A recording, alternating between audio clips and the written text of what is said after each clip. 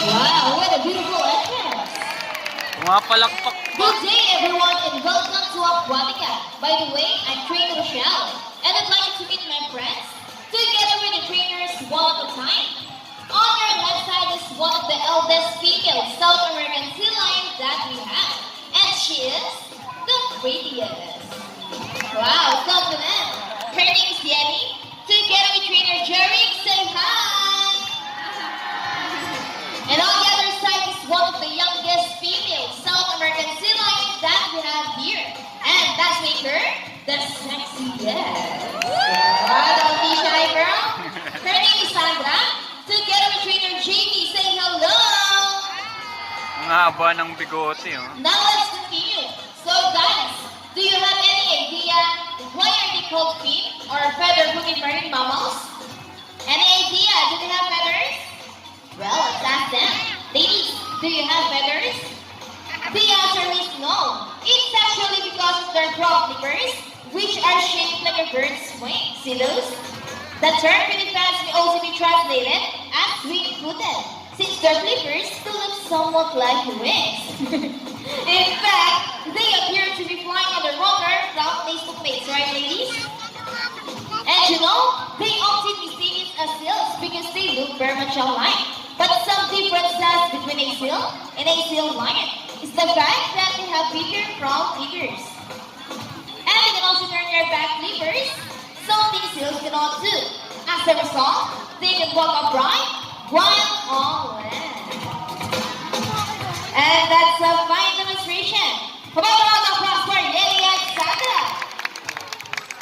And guys, you know what? They have this long and flexible neck. How flexible? Well, check this out.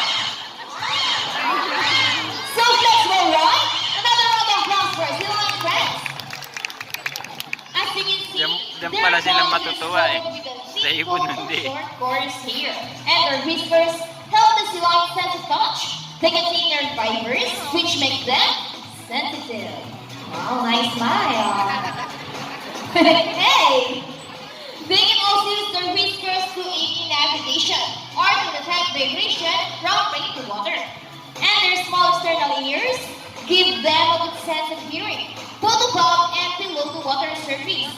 Sea lions, like any marine mammals, can see both above and underwater. They have a keen eyesight, but no color vision. It's a wild thing having waters close to shores, plus rocky cliffs with tide pools, and have a preference for rocky beaches. They have excellent climbing abilities and can easily scale rocky cliffs. Check this out. Shoot strong front flippers. Now let's talk about their swimming abilities, and let's start with Yeti, the prettiest. Sea lions are generally cruise around 11 miles per hour using the rowing movements of their front flippers, while their back flippers are stretched out behind their bodies, functioning as rudders or steering. And that is their normal swim. Nice and easy. Thank you so much, Jenny and Trainer Jerry.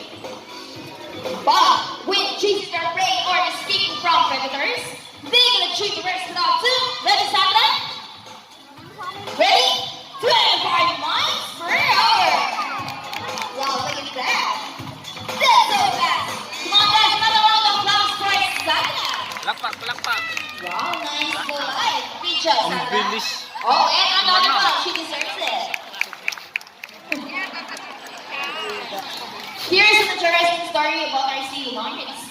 Did you know that the U.S. Navy has trained and equipped them to take part of their special operations? Yup, that's right. They're able to hold their breath for up to 20 minutes, and they can dive hundreds of feet. Abilities that even the best Navy diver would be impressed of. And since they cannot be detected by radar underwater, they are taught to recognize and avoid underwater mines. Ladies, trainers, are you ready? Well then, salute. Now let's march. Ready, guys? 1, 2, 3, 4. 1, 2, salute. This time, could you please join our sea lions in a salute in a count of 3? Swan loud. People on the crowd, are you ready? Come on guys, I Talas daw. can't hear you. Are you ready? Now let's go. 1, 2, 3. Salute everybody. Yan daw, be. Be. Thank you so much. Sea lions are also used to search and recover equipment from the water. Let's go guys. Bam! Okay, what's first? The rings. Go ahead and get the rings aligned, friends. And they got it. A round of applause for Yeli and Sandra. Great job, ladies. And on another one, they asking for it. Okay, so trainers, what's next? The ball. How do you think they get the ball? It's a ball balance. Come on, ladies. Almost there. Careful. Steady it. Fantastic. Another round of applause for Dylan France. Wow, excellent work, ladies. Okay, I think we got everything. The ball in the ring in the ball. Now let's move on. You know what, guys? Here at Manila Ocean Park, we have 5 South American sea lions consisting of 4 females. Trainer Jamie, Sandra, stopping you. What does she want? You think fish? Okay, give her some. Can I continue now? Okay, as I was saying, here at Manila, she's stopping me again. Maybe she wants to say something. Meron daw. Come on, Sandra. Umolo. What did you say? She said we are not yet done in wine. Oh, there's one more missing object. You sure about that, Sandra? Okay, let's ask Yenny. Yenny girl, is there one more? One more? Me. Okay, let's ask the audience to be fair. Hey guys, is there one more missing object? Are you sure? Oh no, Yenny's so sad. Love God. Sandra, get it out. That's bad. If there's one more missing object, could you please tell Yenny what that is? It's a gun. Are you right, like Sandra? Well, I think it's a mission for us to search that this is toy gun. Let's go. Boss! It's a mission impossible. Ready, guys? Let's go.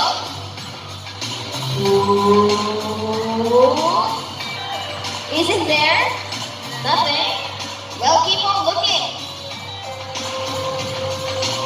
Oh, come on, don't touch the wet trainers. Keep on searching. Keep on rolling. Come on, guys, let's find that mystery gun. Focus on the mission. Oh, where's that toy gun could be? Okay, let's ask them. So, trainers, ladies, that decided yet? Still nothing? Come on, guys, what are you doing? Keep on looking. Hey, Sandra. Wait, I said keep on looking. Trainer Jerry, let's ask Yenny first. Yenny girl, is there one more? Wala talaga. Come on, Sandra, tell us. What did you say? She found it. Well, prove it to us. Yenny, do you think Sandra can find a gun? Nga ka, wala na ako. Let's wait for Sandra. And there she is. She found it. A round of applause for Sandra. Mission accomplished. And another one for Yenny as well. Cheer up. Come on, guys.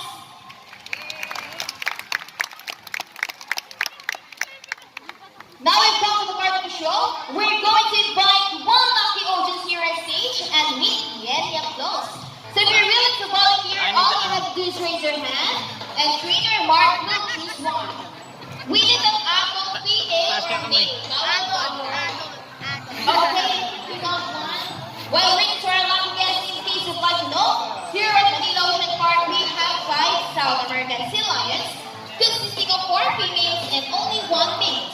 Taken all the way from Chile, South America, and arrived last July 4, 2009.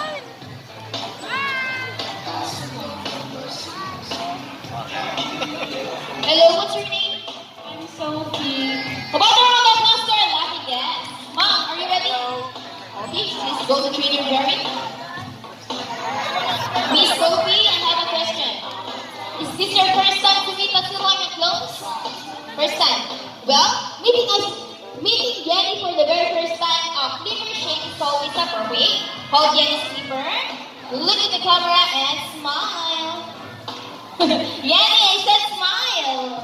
Ayan. Okay, step aside, please.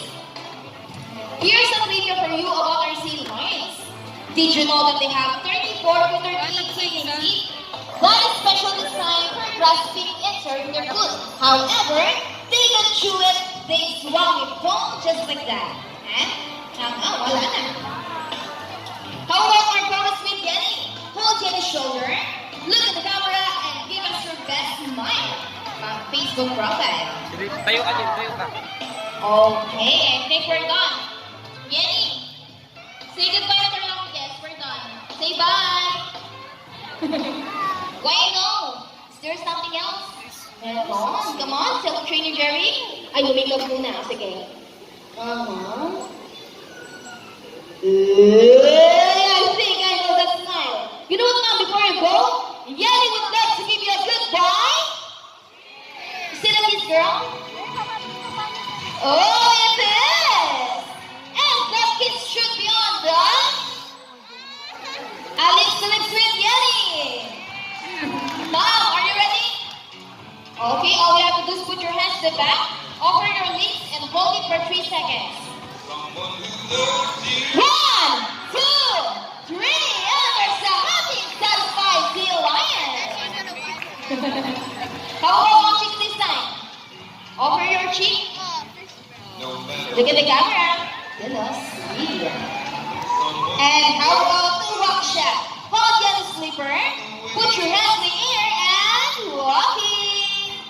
A round of applause for Yen and for lucky guest.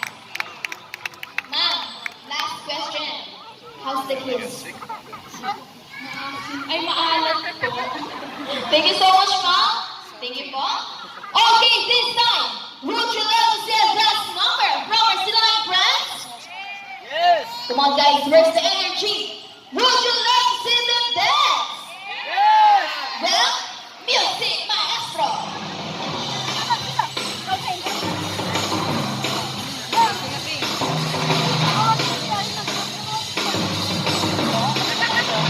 Let's move it.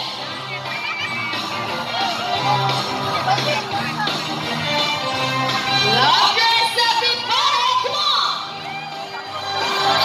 All right, guys, show them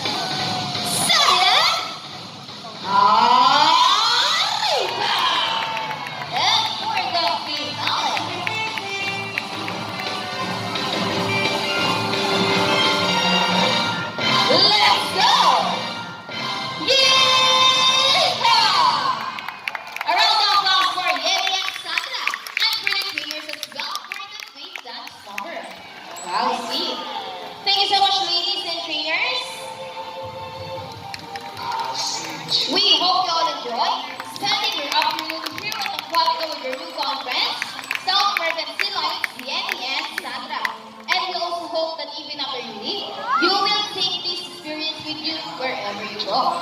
And remember that while we are not, great and tracks are friends at sea. Sea lions, like any animals, cannot survive in a trash-filled environment. So let's keep our surroundings clean.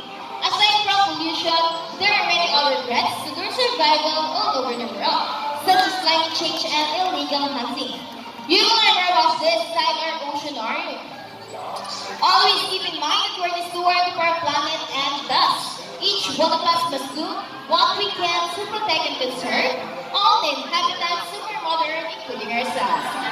So on behalf of Yenny and Trainer Jeremy, Sandra and Trainer JB, and all of us here at Aquatica and Manila Ocean Park, we would like to thank everyone for visiting us today. We hope you all enjoy and visit us again soon. So take care and have a nice day. Say goodbye to our still friends. Bye! And by the way guys, if you love to have more photos with our sea lions and birds, please approach our photographer over there at the exit area. Thank you for watching.